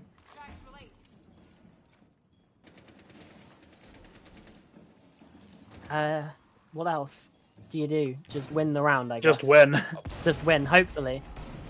Yeah, it does seem like Ryuga have played into the setup pretty well, though. Pat, I would imagine that Ace Breach charge was just used to fully open up that single wall. Schnitziku's getting very aggressive here, but gives away his position far too early. Does evade Pat there, actually. And, well, Gold, in fact. Gold ends up getting downed in that altercation. I'm not sure how that's happened at all. What looks to be such a solid start. Easily could have been a 5 versus 3 for Ryuga, but just missed shots lead to it instead becoming 4 versus 4. And Hogrider's in a very dangerous position here. He could easily shoot open through that double door and potentially kill FaZe, and instead he just kind of slow peeks into the spray of the AK-12. Not sure what happened there. Alex Nordy is still potentially going to hold down the site here, but the ACS-12, while good at long range, has such an agonizingly slow rate of fire that taking down multiple opponents can be damn difficult. Pat gets another 4 versus 2 here as Ryuga, despite a bit of a rocky start to this round, are really just cementing themselves as the better side here on Oregon. Yeah, they absolutely are, running and gunning their way through this defensive side. Alex is in a very tricky spot there. All the flashbangs coming through, only had the ACS, but, you know, and the kick on that gun as well. You could see he was struggling with the recoil there, and that's kind of what we were saying, that it's objectively worse apart from very specific scenarios compared to the 9x19.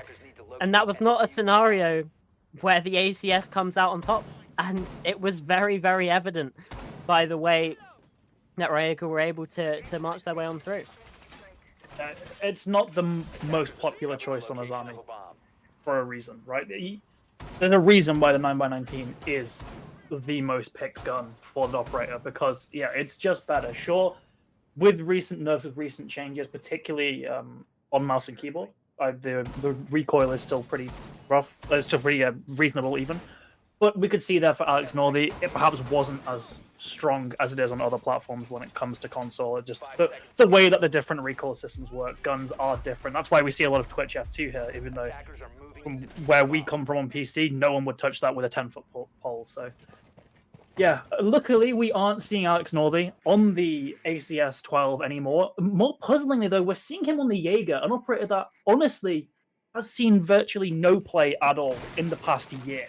Completely outclassed by Wamai, but I guess when they're working in tandem, it's just a little bit of a bonus here, but I don't really see the point. I don't see the point when you could have instead invested into an operator that was better for roaming, because yet again, wow, look, the entire map has been given to Ryuga. How did that go last time, Cameron? Bad. Next question. Well, yeah, exactly, but they're just doing it again. Yeah. One thing to say as well for this is the reason that this sort of the way this pacing from Ryuga has been able to work out, that initial injection of pace, then they slow it down, they make sure they take the time with the drones, is because they get so much control so fast that they don't. They're enabled to really take their time with clearing things out and still have plenty to go for the execute. Obviously, that can lead to some indecision sometimes, and you know they often sometimes could overthink things. But the way that I see it is it's just that they're giving away far too much to Ryuga, that they're allowed to get all of this control and this pressure. And if they do want to go for a faster hit, they absolutely are able to do that, like we see with FaZe down inside of Freezer right now. Yeah, they've still got to convert this to an execute, and this time it's going to be a lot more difficult. They don't have the luxury of a 5 versus 3 instead. All 10 still alive as we head towards this final minute, so they can't just abuse that man advantage. And with Pad actually taking a considerable amount of chip damage there as well, it's going to make things even more difficult. A lot of smokes go out instead of Defender just crouching through the smokes. Jay Laney, not sure what the play was there. Faison takes more damage. They're going to be aware that Alex Northy is in this position this time, so he can't be. Surely he doesn't get a freebie here, as yeah, we're seeing Gold creep up towards there in front of the mirror window, but Schnitzy gets one. It's still a bloodbath down here.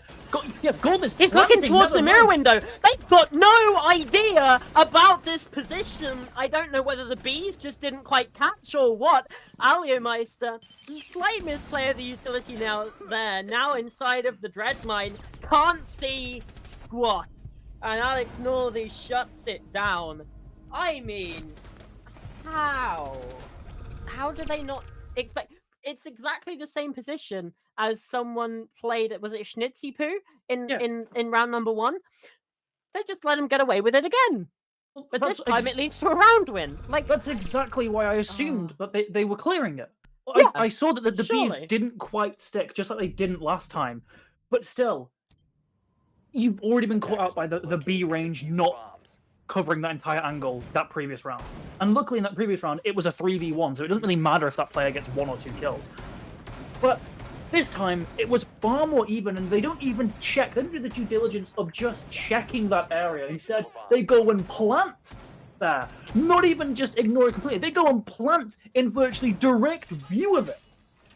And of course it doesn't go well. So it's given minions a bit of a lifeline there. They could have been 3-1 down, but instead, they've clawed this back to a 2-2 even half potential for that standard 4-2 defensive split, even for minions, if they really improve here as they're heading to this top floor.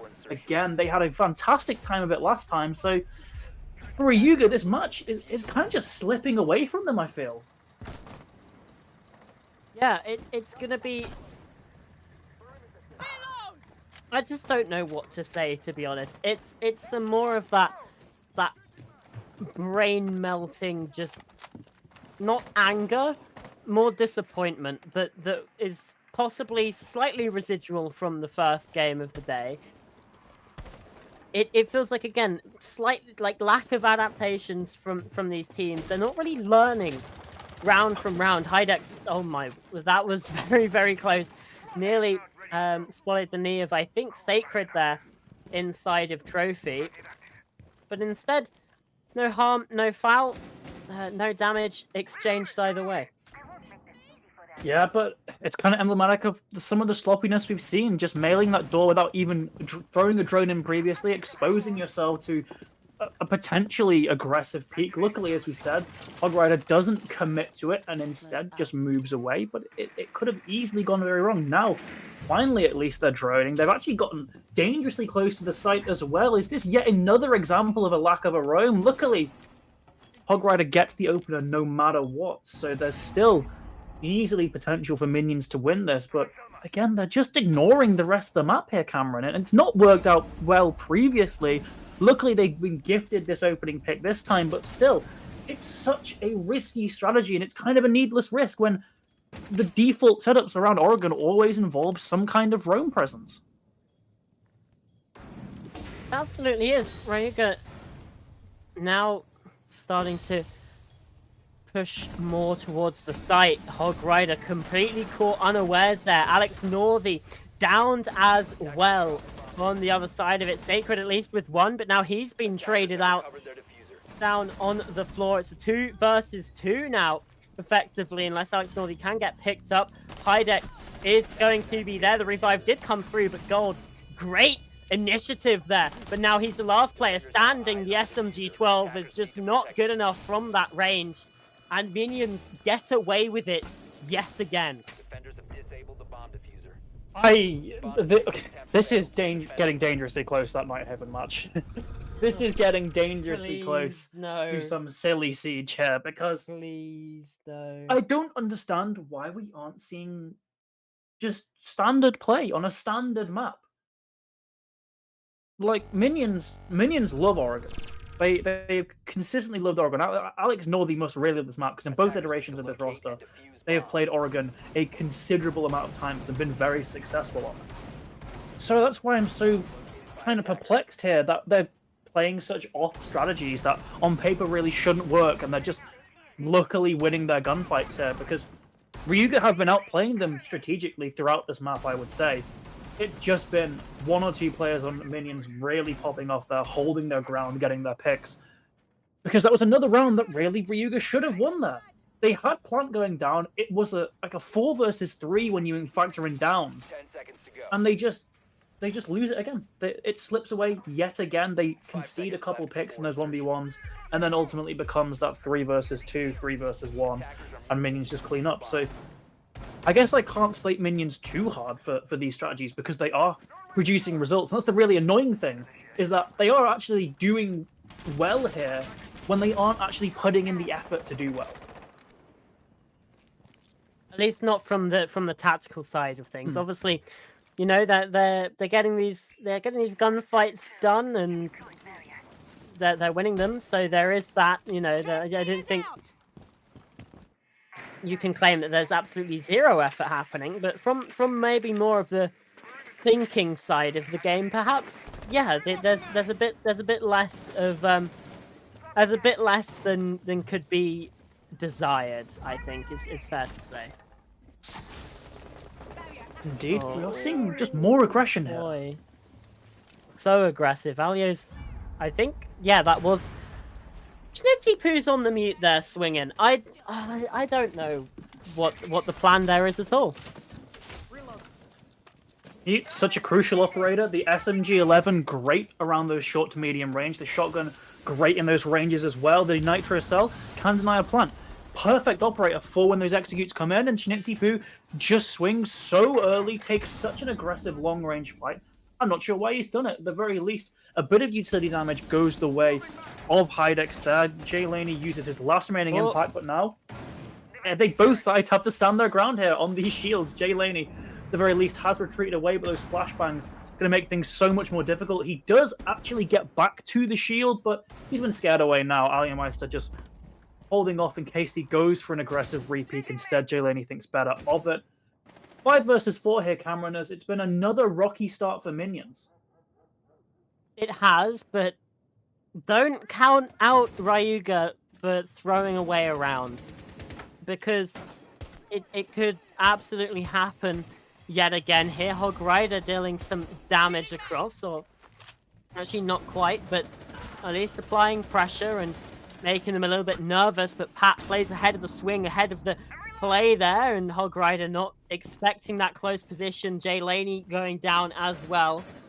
So Sacred and Alex Northey now, the last 2 players remaining for minions, and that'll make it just Sacred. 1 versus 5. He's going to have to ace clutch this, but it won't be done. It's a flawless round to end out the half there. Ryuga get it done.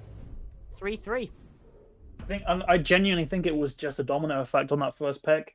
Once that mute goes down, other players have to take different positions to fortify that defense, and they just get picked apart from there, really. Ryuga ending that half on a really high note. Unfortunately, the same can't really be said for the rest of that half, though. It seemed like they should be up ahead here. They should be 4-2, maybe even 5-1. But they just let Cruciaran slip away, and instead, what could have been a very dominant half to put them onto the more dominant side defense has instead, unfortunately, just been all even. Nothing, of course, to be too upset about. 3-3 is good, and if they get a 4-2 here, they can win it in regulation. But it's all the more effort for them, and it's effort that they really wouldn't need to put in if they'd just done the work earlier. So, unfortunate for them, they are on a outright advantage here heading into the second half, but still, Oregon defenses can lean towards the defenders. Unfortunately, for the side of Ryuga, sometimes they can lean towards the side of the attack as well, and minions have shown to be a good attacking team historically, so they're by no means out of the woods yet. They still need to put in the effort in these rounds, and minions, I'm just hoping we see a bit of an improvement from their strategic side as they head on to this less favored side.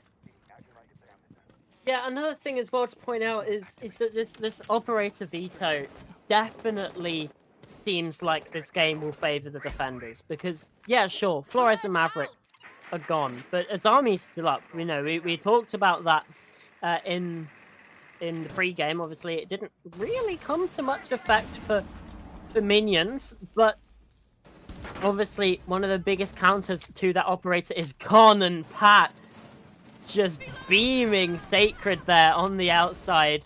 Hog Rider as well being shut down. Crossfire galore. 3 players taking a look at that towards that position. There is a player inside a garage though, Schnitzipoot with a kill, but elsewhere on the map it was Pat who found a second. Taking down Alex Northy. So it's a 4 versus 2, minions in the disadvantage right now. Yeah, and I guess Ryuga must have heard my criticisms of that minion side on their defense, because we saw 5 of them off-site there. They are going so heavy into this roam here. They are just not giving minions any time to really breathe at all. It's kind of settled down a bit now in this 2 versus 5. Jay Laney approaching these laundry stairs, trying to potentially get a free pick, and Gold's just not looking at all. Back turn, they do have sight now. Diffuser. I'm not sure where Schnitzipoot is, if he's still on that ground floor. Yes, he is. I was going to say caught off guard, but instead picked up. And instead, Jay Laney has got another one here. It's now a 1 versus 1, and Schnitzipoot should have got himself into sight by now still. Maybe he's going to consider taking that gunfight because he's on such low HP, Cameron. Another round for a Yuga that seemed to be so solidly dead set has now become a complete 50-50. And I don't know what... was it Sacred Jay Laney was doing, trying to shoot that Vulcan canister, completely whiffing and not really reacting to FaZe and swinging. Though Schnitzipoot forced off by the swings from FaZe, and just a bit cat and mouse here inside of the round. Pre-fires left and right. Schnitzipoot just trying to bait out by planting this diffuser, and he spotted FaZe actually inside of the rotate, but still a pillar to play around, a pillar to do the dance of death, and well, they certainly feel like dancing. Only 20 seconds left, time starting to become a factor, and ammo as well. Schnitzipoot's only got 20 bullets left in that primary, having to pull out the super shorty as the secondary, but at close range, hey, it might deal some damage. FaZen's aware of this though. Schnitzipoot, he's running around in circles, and FaZen, Ryuga just about holding on. Was it a comfortable round? Absolutely not. I don't really know how to feel about that round. It was it was almost comfortable, right? That's the thing that was so excruciating. And when it came to that final 1v1, it was almost such a comfortable defensive win.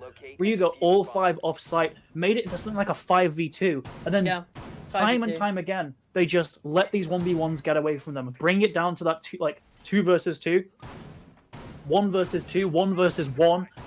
It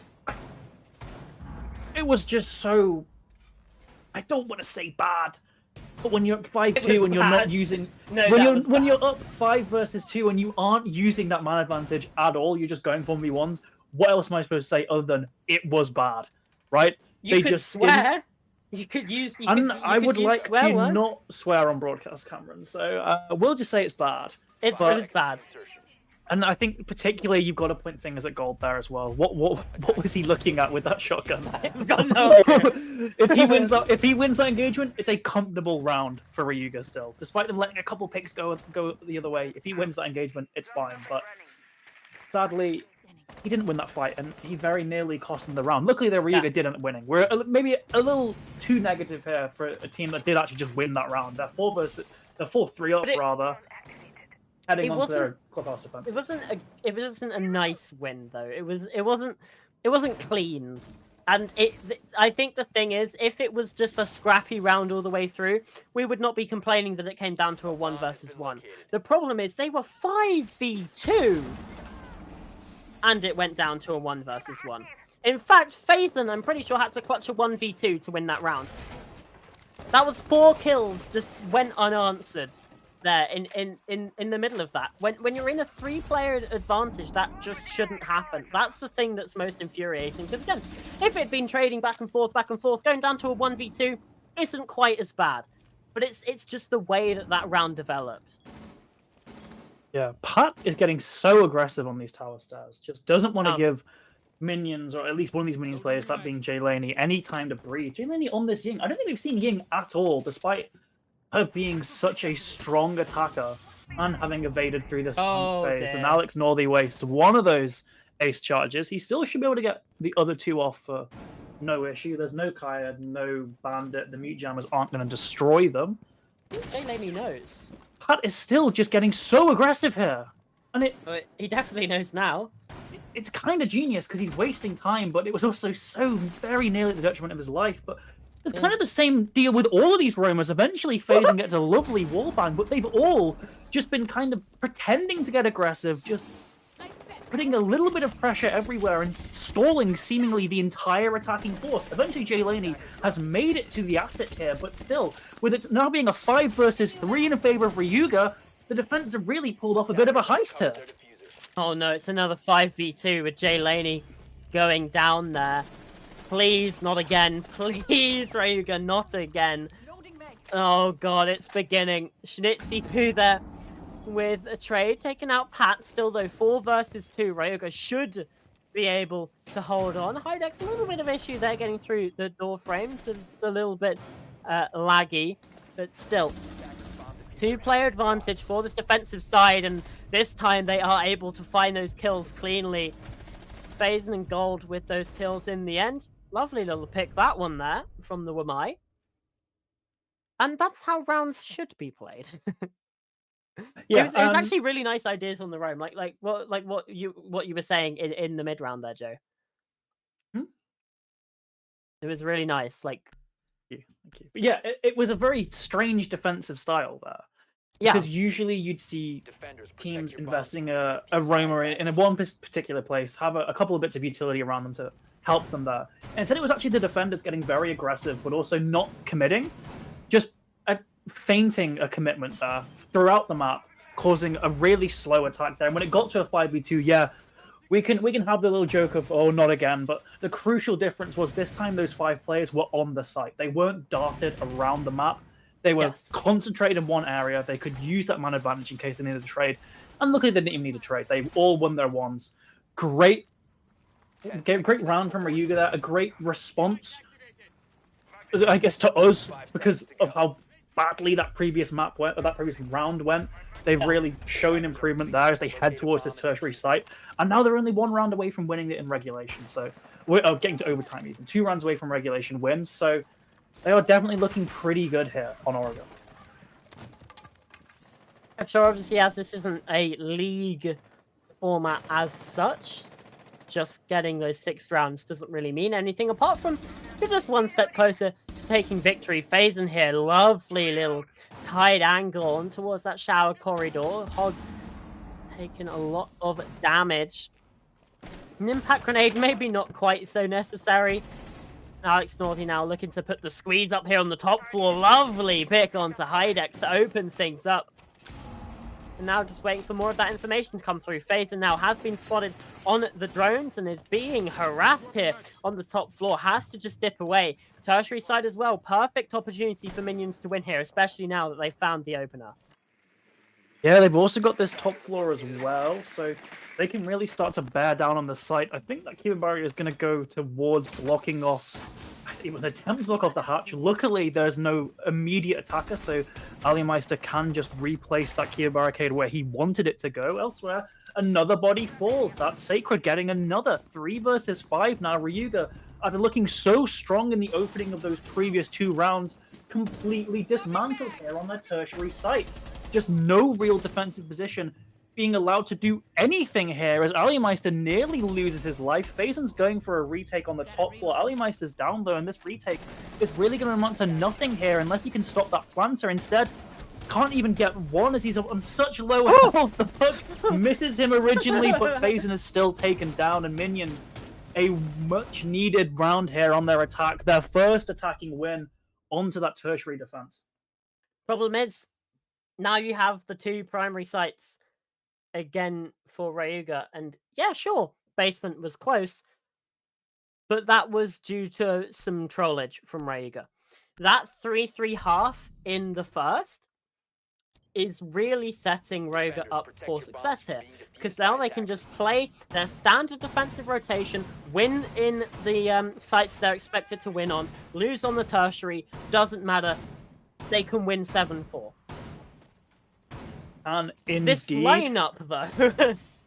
yeah, that would brings me nicely to the next point. What am I really looking What the at flip? here? Like, I'm kind of brought to what you were saying with those bans, where you thought you'd been transported back in time, because I'm seeing a smoke. And then there's Clash. credit to the smoke players out there. He used to be a phenomenal operator, but now, just after nerf, not really the best player anymore. And the Clash as well. I would imagine it's perhaps going to be playing around bunker to stop a fast bunker push, but Yeah. still, I'm not really seeing how this defense really works out. None of these operators can really roam well, aside from Phazon, but Phazon has that constant ticking utility, so you don't want to be losing him first. So this might just be a more of a turtle defense here, but then you fall into the same problem that Minions had, where they gave Ryuga so much space on their attacks that they were almost destined to lose it once it got to the execute. So it's a tough balancing act here for this defense. Yeah, obviously Hydex could also get aggressive. Obviously his gadget is most useful on the site, and the C4 as well. But he's at least, he's that 3-speed, got the MPX. And the C4's ripped, actually. I guess maybe just to try and scare Jaylani away, but he's sticking around here. As the meeting hatch gets opened up, that's going to force that rotation away. As things stand, it's still looking fairly comfortable for, honestly, both of these teams. Ryoga, oh, what a shot from Phazon. Now that allows Pat to get a bit more aggressive, gather a bit more intel here inside of Zulu, but for a second I thought he was just going the wrong way, but dipped back inside of the stairwell. Track Stingers will go out and are going to be dealing a little bit of damage, but no matter, no bother. Pat can just dip away, and once those tracks get cleared again, can just retake that position at the top of the freezer stairs. So much time is being wasted now by Ryoga. Yeah, the only real issue here is it seems like Pat has been almost too effective at deterring the attackers, because they've all moved elsewhere, and that kind of means that Alyameister isn't going to get any impact. So it necessitates a much larger rotate here, and Pat ends up getting Hydex even gets taken down there. Luckily, they take down that fast rushing player, and another one bites the dust. Jaylani taken down. Now the Clash is back in sight, so it seems like this is very easily going to be a defensive win here with that constant intel of the Clash, unless Hogrider can get one crucial pick, and he doesn't. Phazon gets a triple 3-versus-1 with a Clash on the board, Cameron. This just doesn't look likely. No, Schnitzy Poo, now the last one left. Hogrider, unfortunate, didn't quite check that close corner. And Phazon slipped the net. Schnitzy Poo now. A world of pain and suffering. Although is able to at least get one melee off here onto towards the Clash of Pat, but the time's being wasted, the damage slowly being dealt, and he's going to walk into a sightline sooner rather than later. And there's Alyameister, long range with the kill, shutting it down, and more importantly, getting Ryoga up to map point. Just beautifully played in that 3v1, really. You could see them both playing super disciplined, not peeking anything, and then the moment that attackers' attention is purely focused on the Clash, both of them peek out. Not a possible chance of them losing that round there. Really nice to see, because we've seen some really bad examples of over-aggression from the defense throughout these two matches. So we have. I'm happy to see a bit of a return to sanity, as we're seeing Ryuga head back up to the second floor. They won it previously. If they win it now, they win the map 7-4. So in a very comfortable spot here, and it's all really on Minions to just fight back, show any real signs of life against something that isn't a tertiary site, because Ryuga are going to have 2 attempts on this top floor, so both of these attacks really have to be close to perfect for Minions to even get away with overtime here. And as we said, this isn't a group stage or anything, so there is nothing has been lost out on yet for Minions, right? They haven't lost a point here, but still, overtime, it just makes things so much more difficult for Minions here. Ryuga in such a commanding position, looking to take the map here. And a reminder, the winner of this match advances to the upper bracket of the playoffs. So the loser still goes to playoffs, but this is a seeding match. This is potentially going to have big ramifications for that eventual playoffs phase. So there's still a lot to play for here. There absolutely is, and another thing to point out as well, we've seen a lot of silliness in this series. Oh, in not this series, just this evening. But this second half that we've been seeing has been fairly well played from Ryuga. There's been a couple of moments. Gold is potentially going to get punished here, but instead there's a lot of damage the other way onto Hog Rider, and Pat finds the opener, taking out Jay Laney. So I was saying there's been a lot of silliness, but I want to give credit to Ryuga here for how well and how normal they've been playing these defenses, but they've been playing them really, really well. It's not just that we're seeing standard stuff. It's that we're seeing really well drilled, really nicely executed standard stuff here from Ryuga, and that is really nice to see. Gold gets one. Pat also got one previously, shown himself to that Twitch. I can't imagine he survives too long. Yeah, didn't seem to have a clue where Hog Rider was playing, but it's still a 4v3. They still know that Gold is below them, so that's going to potentially waste even more time with FaZe and getting another Cameron. 4 versus 2 with Roma still out here. It just seems like an impossibility for Minions here unless they can pull off a 2v4 clutch. They were very close to a 2v5 previously, but this is just going to be even more difficult because, again, these defenders are already on site. They can still potentially impact the round from offsite as well by denying plant from below. So they have to be dealt with, and that's going to take up time. That's going to take up resources. Sacred's looking to potentially get one, but Mason just thinks better of it, creeping away instead. Yellowping's on his position, so he should be gifted one, but he gets 2 tunnel vision. Gold gets that. It's a 1 versus 4, as Minions might be sent crashing down to that lower bracket. Indeed they are. Ryuga will be advancing to the upper bracket of playoffs. Really nicely played there by Ryuga again, doubling up, making sure they have trade infrastructure. It wasn't even necessary because those they found the kills to begin with. But even still, it's nice to see just a little bit of normalcy. And again, I'm going to say it. They played so well. Obviously, round number 7 was weird. But the rest of that half, they played a really good defense, and again, we aren't quite used to saying that about some of the games here today. So it was nice and refreshing, and they fully deserve that win. Yep, absolutely they do. We saw that particularly from Ryuga's defenses, they had a great grasp of their win conditions. They played their lives well. They played for time stalling well. They played for kills well. They can just really have a great concept of how they wanted to win every single one of those rounds, and they mostly executed it perfectly. Sure, that tertiary site was a bit of a disaster, and that first round wasn't as clean as it should have been. But apart from that, as you said, it was a great effort from Ryuga there, and Minions truly got outclassed on both of those sides. Yeah, they absolutely did, because even the 3-3 defense just it wasn't going to be enough. It was looking on track to be a 4-2 half. Obviously, they got to 7 before we saw that second tertiary site, but we can extrapolate based on the way that first one went. We can probably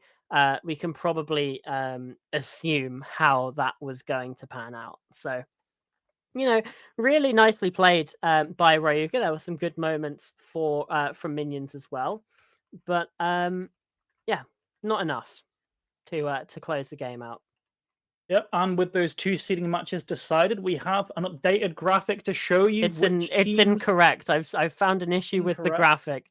Oh, it says Label East and Ryuga in the lower bracket. That is wrong. They should be in the upper bracket with Entropy and it does. Restless, and then but it's fine. We get the gist. We know what happened today.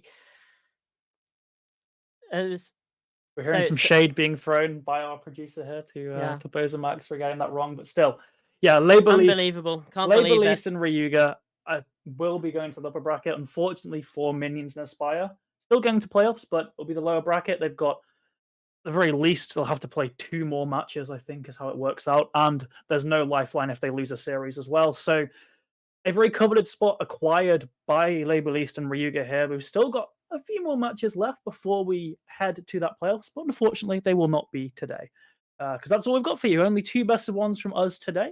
Yeah. So I'll hijack this ending. Back this to time. best of 3ville.